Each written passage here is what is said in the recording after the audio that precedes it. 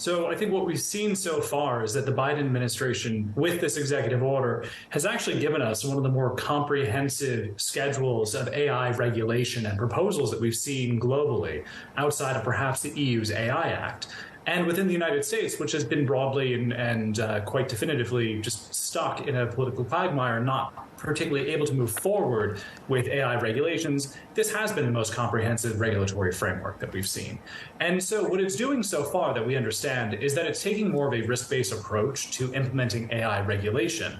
taking a look at those areas that the White House believes might be the highest risk implementations and usage of AI, particularly by adversaries of the United States or potential malicious actors, and implementing new reporting requirements and so forth, but doing so in a way that we think is quite important,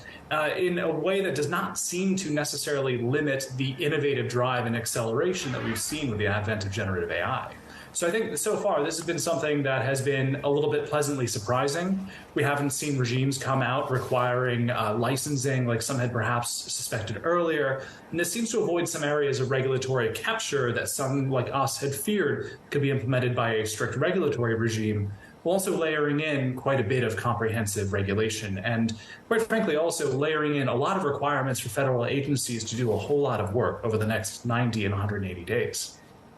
I've got to ask you, though, because, and I like your note in terms of it preventing Skynet, but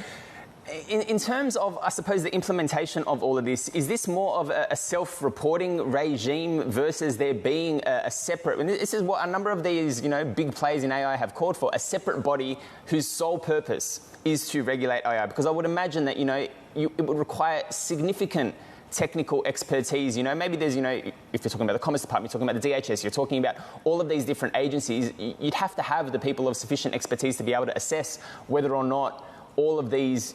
ultra high-tech services and products are meeting to code. Otherwise, you're taking, NVIDIA's word for it. And I'm just using NVIDIA as an example. I'm not suggesting anything. So is that the next step in your mind? Because there would have to be. Otherwise, you're running the risk of just the blasé approach to AI regulation, which everyone is saying that once you get general intelligence, it's going to be the scariest thing ever. I think we can have a whole debate about what general intelligence might do to the world and what that can look like, but just for the perspective here of what we see from this regulation, what we're seeing so far certainly is that there's going to be a metric or a requirement for companies to report on what they're doing with generative AI and just AI more generally, and it appears to be thresholded based on the capacity of compute that companies have or the potential risk that some of these models might once again actually pose, more from like an arms control perspective, it looks like. So that reporting requirement looks like it's including requirements to attest to both physical and cybersecurity protections of models, in addition to reporting about the training and purposes of the models on an ongoing basis. So this is something that is one of those, it looks like, reporting requirements that the federal government is implementing that will be somewhat akin to some of the cloud reporting requirements, perhaps, that have been implemented for many of the hyperscalers that are out there, but certainly something we